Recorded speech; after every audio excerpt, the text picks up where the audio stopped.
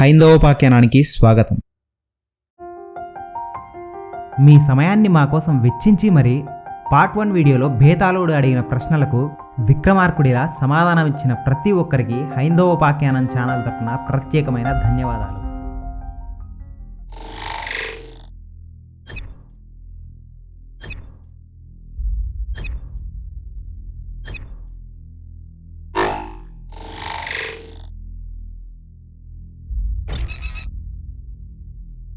కథ అనేది కేవలం ఒకరి నోటి నుంచి వచ్చిన మాటలు మాత్రమే కాదు, ఒకరు పొందిన అనుభవాన్ని మరి ఒకరికి అందించే గొప్ప ప్రక్రియ.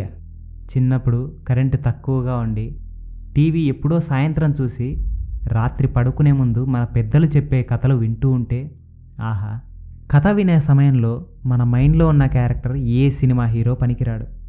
మన మైండ్లో విజువల్స్ గురించి చెప్పమంటారా, ఏ రాజమౌళి పనికిరాడు.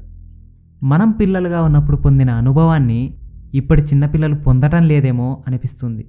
ఎందుకంటారా, ఇప్పుడు ఆ విజువల్స్ని రాజమౌళి లాంటి డైరెక్టర్స్ ఎంతోమంది ఇస్తున్నారు కాబట్టి మనం పిల్లలకు వారి మూవీస్ చూపిస్తున్నాం. కానీ మన పిల్లల మనసులో ఉన్న రాజమౌళిని నిద్ర కాదు కోమాలోకి పంపిస్తున్నాం. ఆలోచించడాన్ని ఆనందించే సంస్కృతి మనది.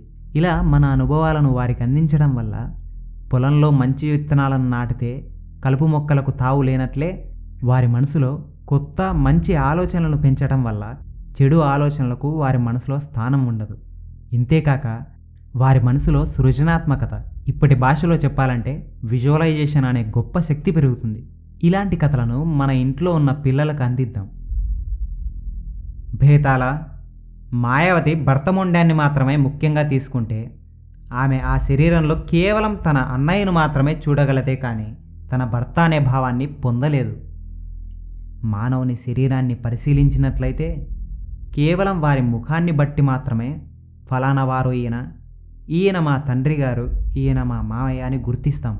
అంతేకాక మరీ ముఖ్యంగా మన మాటలు, మన చూపు, మన వినికిడి మొత్తం ముఖాన్ని బట్టే ఉంటుంది కానీ మొండాన్ని బట్టి కాదు. ముఖము ఆలోచనలకు, పూర్వ వాసనలకు కేంద్రస్థానం. ఇప్పుడు చిత్తగుప్తుడి ముఖానికి ప్రాణం వచ్చి మనోనేత్రుడి శరీరంతో ఉన్న పూర్వ వాసనలు, జ్ఞాపకాలు చిత్తగుప్తుడే ఉంటాయి. కావున అతడు చిత్తగుప్తుడి ఆలోచనలు, అనుభవాలే కలిగి ఉంటాడు. దీన్ని బట్టి మాయావతి భర్త ఆలోచనలు, అనుభవాలు కలిగి ఉన్న మనోనేత్రుడి ముఖం ఉన్న శరీరాన్నే భర్తగా భావించాలి. ఈ విధంగా విక్రమార్క మహారాజు సమాధానమిచ్చాడు. మౌనభంగం కలగగానే బేతాళుడు శవంతో సహా మాయమై తిరిగి చెట్టెక్కాడు.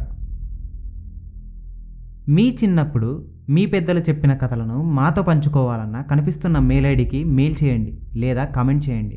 మీ కథ మాకు నచ్చినట్లయితే మన ఛానల్లో అప్లోడ్ చేద్దాం, 10 మందికి అందిద్దాం.